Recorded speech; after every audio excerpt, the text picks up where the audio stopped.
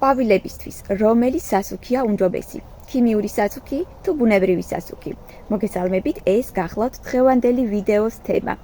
ვერ გეტყვით ის გამოიყენეთ ან ეს არ გამოიყენოთ, უბრალოდ მოგიყვებით მე როგორ ვიქცევი და რატომ. თქვენ კი თუ მოგეწონებათ ყვავილების მოვლის ჩემეული მეთოდი, მეტ ინფორმაციის მისაღებად გამოიწერთ ლელას ყვავილები ან გამოგზავნეთ მეგობრობა. დავიწყოთ იმით, თუ რატომ სჭირდება ყვავილს სასუქი. მარტივად და გასაგებად გეტყვით. როდესაც ნიადაგში ვზრდით ნებისმიერ მცენარეს ყვავილს, განსაკუთრებით კი ქოთნებში, დროთა განმავლობაში ნიადაგში იწურება საკვები ნივთიერებების რაოდენობა. ჩვენი მცენარე მას ითვისებს.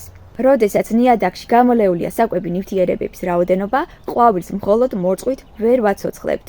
მხოლოდ მორწყვით ვერ ექნება ძლიერი ფოთლები და ღეროები, რომლითაც სიცხისგან უნდა დაიცვას ყვავილმა თავი, ან სიცივისგან, ან უბრალოდ დაავადებებს გაუმკლავდეს.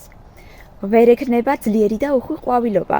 წირი ნიადაგის გამო შესაძლოა სულ არ იყვავილოს. ამ დროს სჭირდება ყვავილს ჩვენი დახმარება, მაგრამ რომელი ავირჩიოთ? ქიმიური სასუქი, რომლის ფართო არჩევანია ნებისმიერ აგრომაღაზიაში, თუ ბუნებრივი სასუქი, რომელიც შესაძლებელია ყველას მოგვეპოვებოდეს სახლში. მოდით განვიხილოთ ეს ორი. ბუნებრივი საკვები მოქმედებს შედარებით ნელა, ამდიდრებს ნიადაგს, ყვავილს საშუალებას აძლევს თვითონ მოიპოვოს საკვები, ამით აჩვევს ბუნებრივ ზრდას. ამ დროს ყვავილი არის ჯანსაღი, ძლიერი, არ ავადდება მარტივად. ყვავილობით ყვავის ბევრად ხანგრძლივად. ქიმიურ სასუქს სწრაფი შედეგი აქვს, მოქმედებს სწრაფად და თვალშისაცემად.